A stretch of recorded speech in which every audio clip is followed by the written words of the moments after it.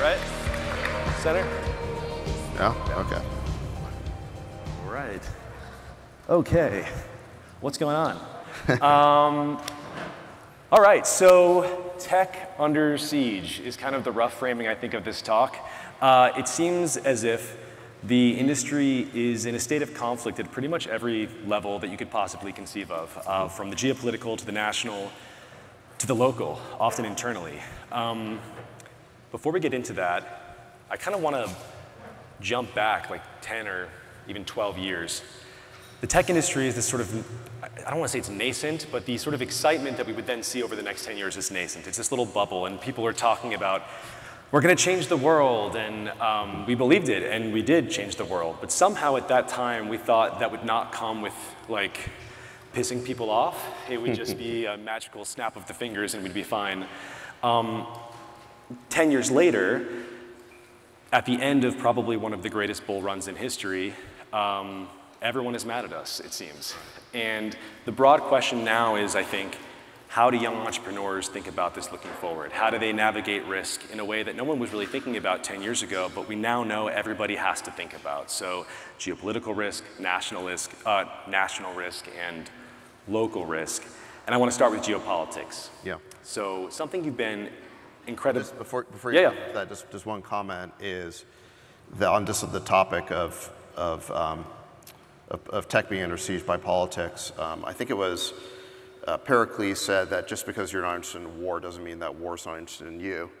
And then Trotsky updated that to say something very similar, which is just because you're not interested in politics doesn't mean that politics isn't interested in you. And that's basically what's happened to the tech industry, is just because it's not primarily interested in politics doesn't mean that politics isn't interested in tech. And as more money and sort of power has accrued to tech because of its success, and has created these very powerful tools in our society, it made it more of a target for politics.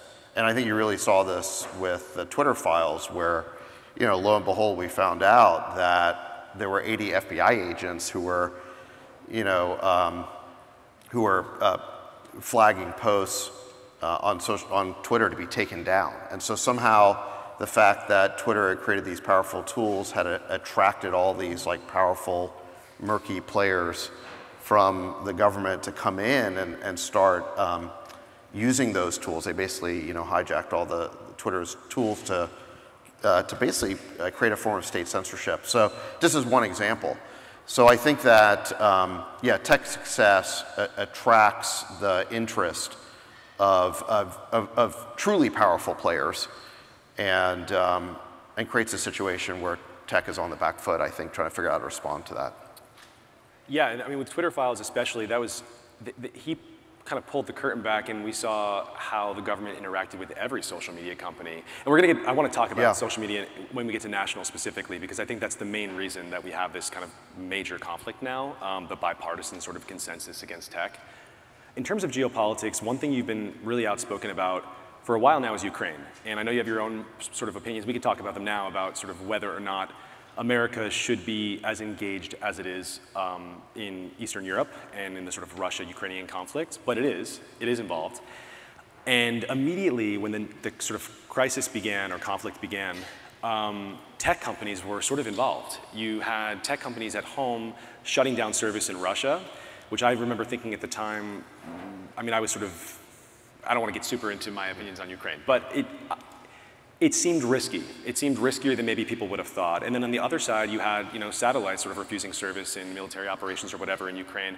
How do you think about a company's responsibility, right? We've scaled so fast globally in such a short period of time, and now is there a responsibility for these tech companies to kind of work with their native government abroad? How do you think about that? Well, I think as a starting point, you know, the United States is not at war with Russia, nor is any U.S.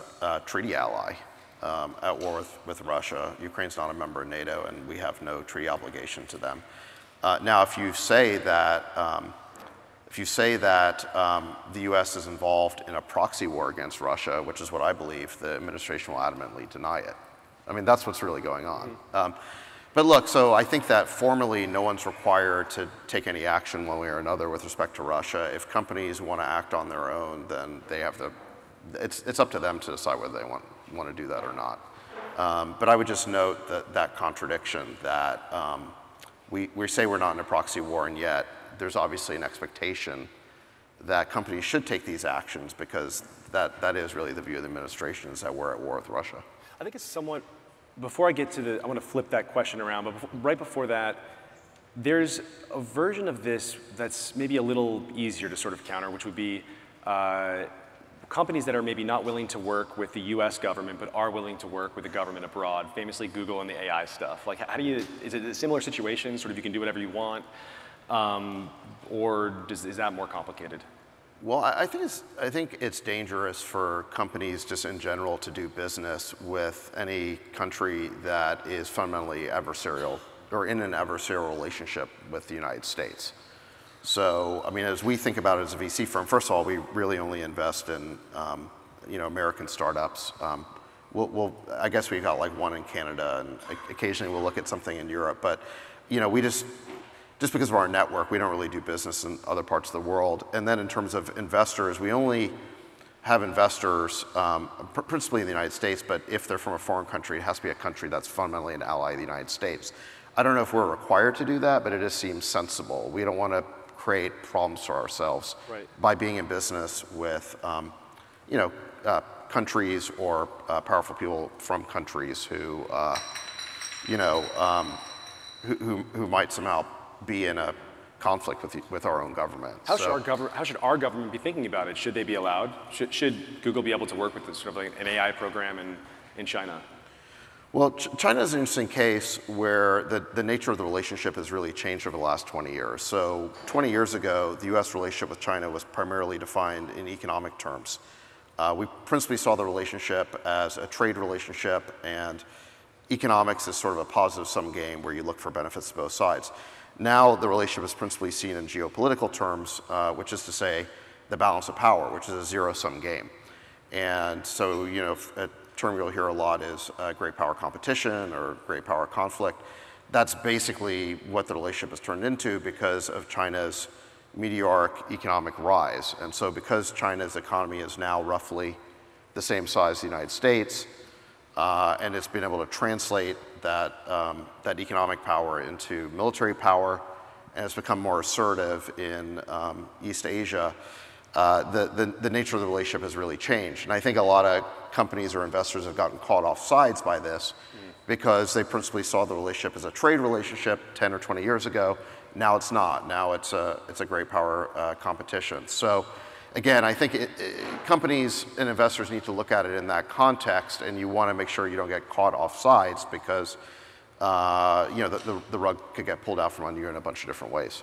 Speaking of competition and China,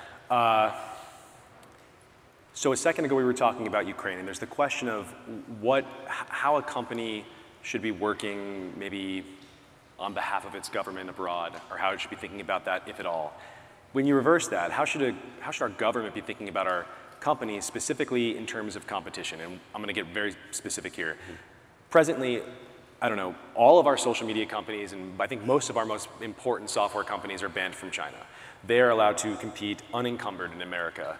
Should our government be thinking about that differently? I think probably a lot of people here grew up kind of free trade oriented, but it doesn't feel free to me. It feels like we're competing here against everybody, and abroad we're pretty much not allowed to compete at all. Should the government step in? What about protectionism? How do you think about that?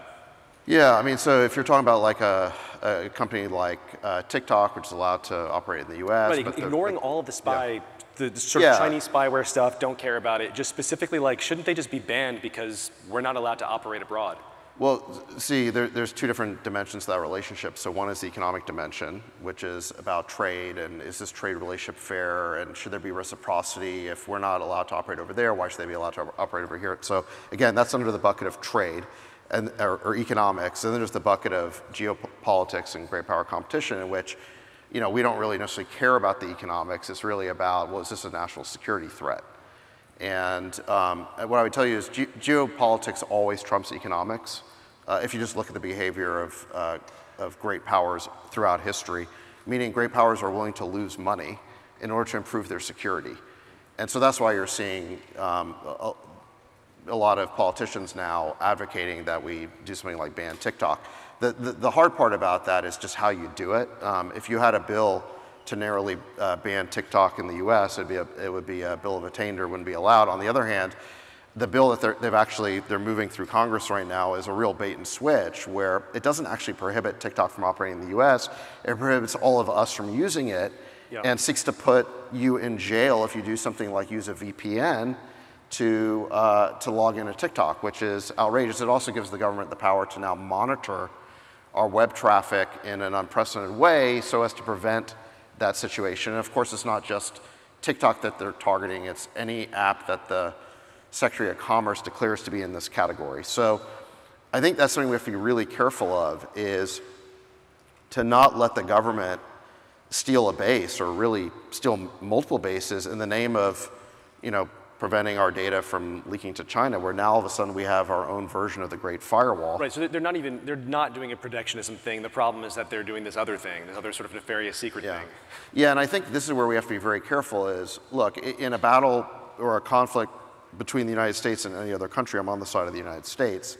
However, I also think that as citizens, we have to be protected from our government of the United States, because we have civil liberties and they can be infringed by our own government.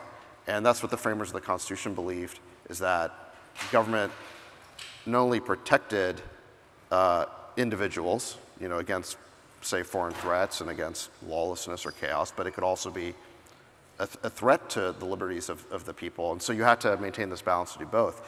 I would say that, when it comes to the Twitter files, for example, we've learned that all the the FBI, Department of Homeland Security, even the State Department had this Global Engagement Center, even potentially the CIA, they were all in these weekly meetings with big tech companies, giving them censorship directives and making requests for extensive surveillance data from these social media companies on accounts that they wanted to look into without getting a court order.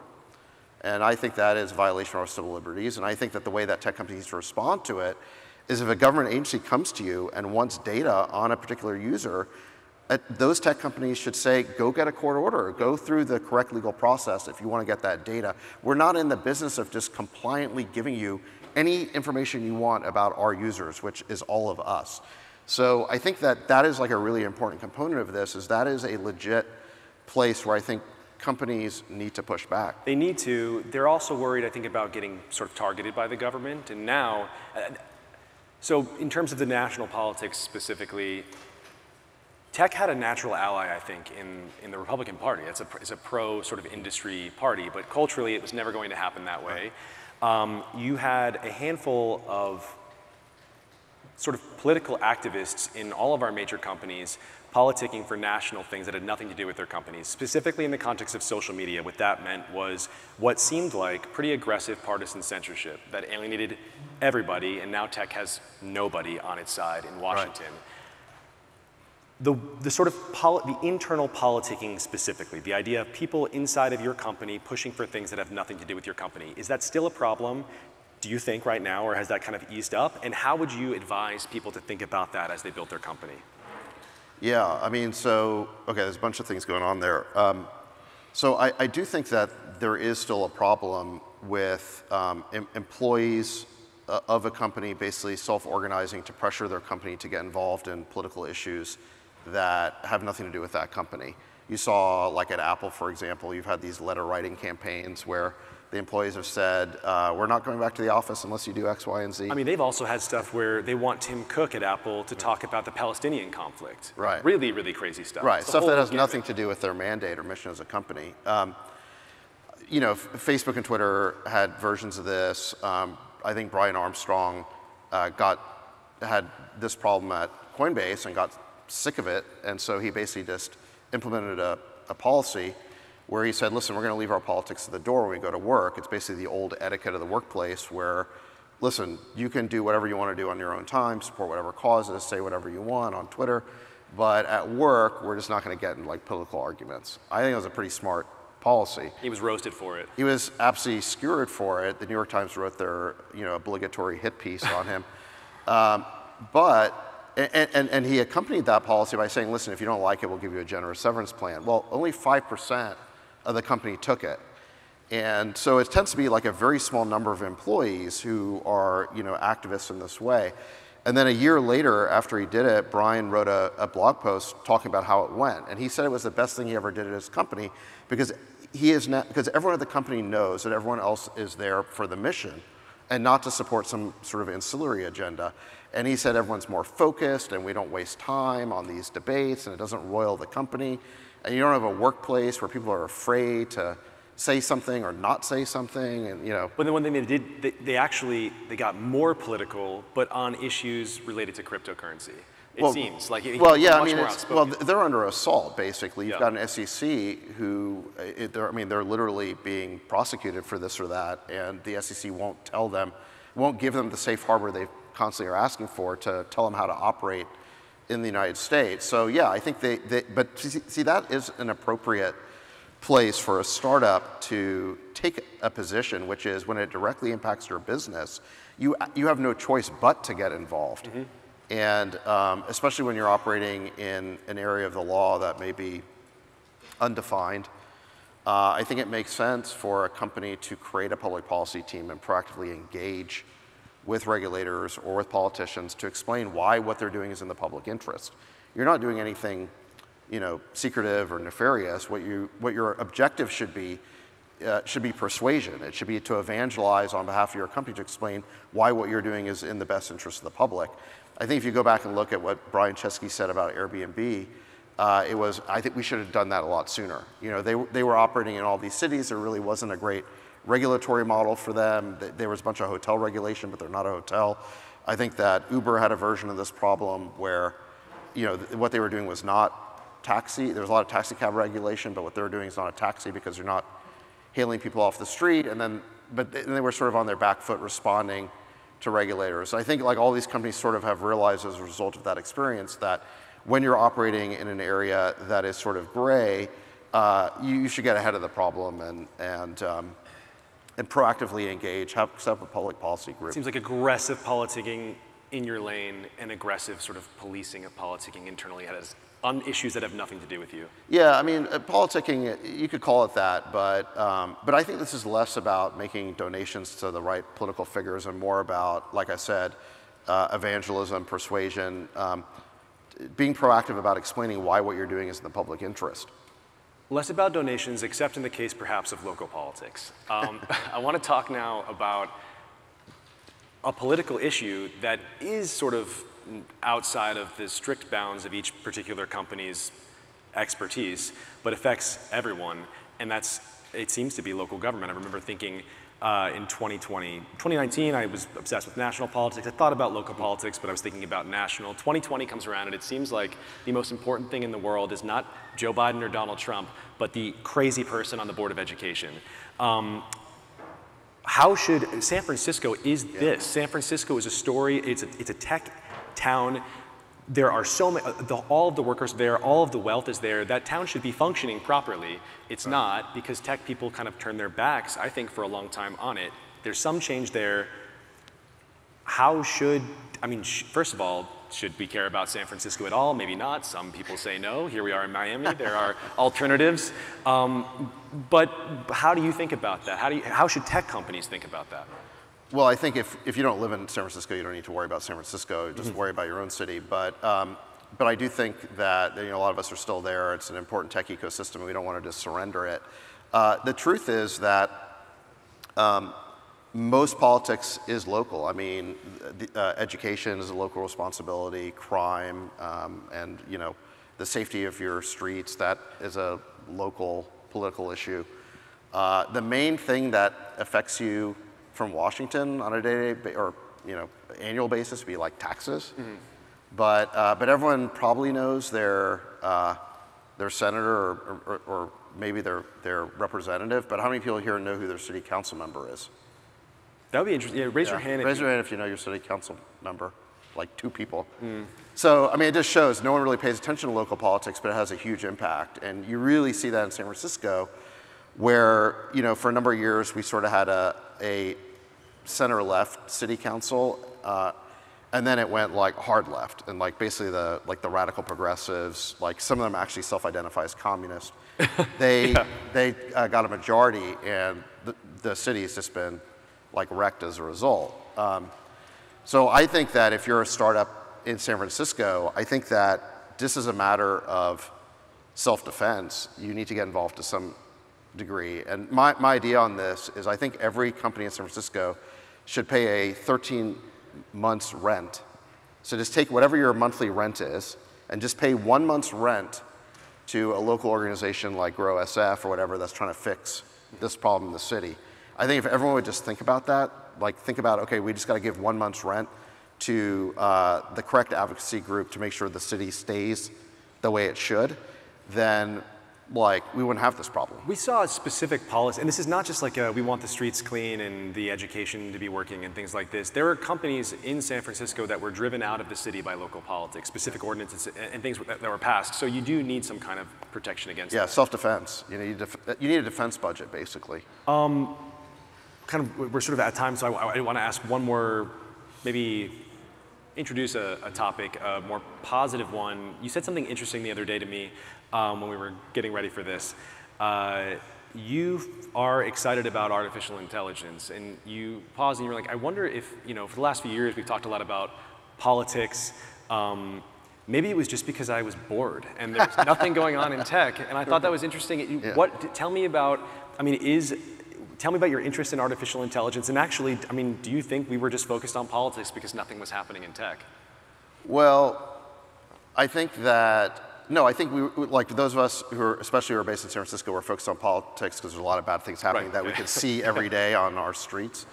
But I do wonder if maybe I was tweeting more about politics than other things just because, the pace of innovation seemed kind of slow over the last year or two. The last year especially was a slow period. You had this big correction in venture markets. There weren't as many companies going out to raise money. It also felt like some of the previous tech waves like cloud, social, mobile, they were feeling a little bit long in the tooth. These are huge tech waves, but it felt like they were very late in the cycle and there was less revolutionary stuff to invest in. And what I've noticed, and I see this in my own tweets, I'm still tweeting about politics, but I'm also tweeting about AI. It's like 50-50 now. There's just a lot of really interesting things happening in AI now, and this to me feels like one of the top 3 tech waves that I've seen in Silicon Valley, with the other 2 being mobile and then the internet itself in the mid to late 90s. And I think this might be the biggest one. And just at the moment of excitement, in the cradle still, you have calls for regulation, which I've never seen so aggressive so early in the process. Your bestie Chamath is going off about the government needs to step in and shut it down, or, not shut it down, but regulate it thoughtfully in accordance with, I guess, his personal values. What is there to regulate? I would like to know what specifically we are regulating. Well, this is the thing. So there's a lot of smart people who are calling for regulation. Obviously it's not just Chamath. Like Elon thinks that we need to start the process of thinking about how to regulate it.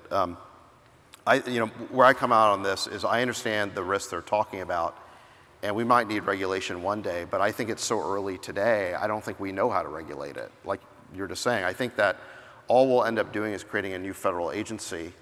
It'll be some version of the FCC, or the FDA, but for AI. And there'll be a bunch of commissioners who are appointed because they're political appointees, and Chuck Schumer and Joe Biden will basically appoint them. Maybe Mitch McConnell will get to appoint a couple of them. And what will happen is that we'll go from a world of permissionless innovation, where if you're a software developer, you can just code whatever you want in your dorm room, in your basement. It can just be you alone or you with another person. And we'll go from that world in which any college dropout can start a software company to needing to go to Washington and get permission for your idea. I don't even know how that's supposed to work. What? You check the code into GitHub and then you have to go to the new commission to get their approval before it gets released into the world? I don't understand how that's supposed to work. And I was literally debating this point with Chamath on the show the other day. Like, what does it mean to get approved? how would the regulators even know when something is ready to be approved? Like, what's the standard? At least with drugs, you have a gold standard, which is the double-blind study. So you at least know when a proposed drug is doing harm or has positive effects or side effects, whatever. We have a methodology for that. By the way, that methodology costs a fortune. But I don't even know what the methodology would be for software companies to be approved. So I think that it's just premature to be talking about creating new regulatory bodies for this. I do think that it makes sense for the industry to start talking about what are the dangers, what are the risks, what are the guardrails we can put in place. To the extent that the big players in the industry figure out self-regulation and avoid some potential bad outcomes from happening, then there'll be less pressure to regulate. Last one, I guess, sort of related to that, recommendations or advice for young founders navigating these political sort of processes. I mean, something like that, for example, seems really huge. You're just an innovator, you're building something in your garage. How do you think about politics, specifically at that level? Like, should you link up with someone else? Should you maybe just keep building? Well, one of the things I've noticed is that it's far easier to build a pure software company than a company that operates in the real world. And that's for a bunch of reasons, but one of them has to do with regulations. The physical world companies that I've been involved in, not only are they more capital intensive and more operationally complex and have more complicated margin issues and supply chains, but also they have to deal with a lot more regulation typically. And so I think, first of all, just creating a software company tends to be an easier path especially if it's a couple of founders who don't have a lot of resources, not a lot of money. So you can make life a lot simpler on yourself by just doing the software thing, and that's why I'm almost entirely a pure software investor now, is I've just seen how hard it is to build physical world businesses. Obviously, Elon's been super successful, and there's people like Palmer doing Anduril, so there are absolutely ways to make it successful, but I kind of stick to software for that reason. I think that if you do have, if you are in a highly regulated industry, I think you have to get ahead of the problem as early as you can. You can't just ignore it and do something where you certainly don't want to break the law. And a lot of founders or early stage startups can lull themselves into a false sense of security because they say, well, I've done this, this, and this, and no one's come after me. Mm-hmm. Well, that's just because you're not big enough yet. But if you get big enough, they will. And so what I would tell founders is if, there is such a thing as the black letter law, don't violate it. I think it's fine and permissible to do things that obviously are legally allowed. I think if it's not legally allowed, don't do it. It'll just be a matter of time before that catches up to you. And if you're in the gray area, like the Uber or Airbnb case I mentioned, then get proactive about defining why what you're doing is in the public interest, so that regulations will be shaped in a way that makes sense for your business. So that's how I'd parse the sort of three categories. All right, I think that's it. Thank you guys very much. All right. Thank you. Thanks, guys. That was